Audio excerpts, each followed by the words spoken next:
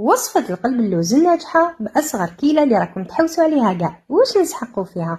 كاس وكاس غربع سميد خاشن. في كاسرونه نحط كاس سكر ونص كاس بين ماء وما زهر، 2 طرونش قارص، مغرفه فاني، نحركهم مليح ونحطهم فوق النار غير يذوب السكر برك، نحيه ونخليه يبرد ونحطه فوق السميد ونخلي الخليط اكوتي يريح على الاقل نص ساعه. نوجد الشربات اللي نسحق فيها كاس سكر وزوج كيسان ماء، وعلى راس المغرفه لاسيد سيتريك ولا طرونشات تاع القارص. غير يغلي نحسب 10 دقائق ونطفي عليه. اللوز نشمخو. بعد نص ساعه حطيت فوق الخليط 4 كاس مارغرين دايبه ورشه ملح وخلطته كامل.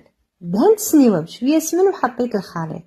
ليسيتو كامل من الفوق، قطعته 6 طرف قلب اللوز ورشقت اللوز من الفوق، وفي الاخر دهنته بالسمن. طيبته على نار متوسطه من تحت كحمار الطروفه. خرجتها درت لها شويه مارغرين وعاود دخلته للفرن، وكي طاب شربته مباشره بالشربات البارده على 2 خطرات وخليته يبات ليله كامله. هاد الوصفه ما تراطيهاش، ديري لها حفظ في طريقك ديري جام، وكي تجربيها رديلي في التعليقات.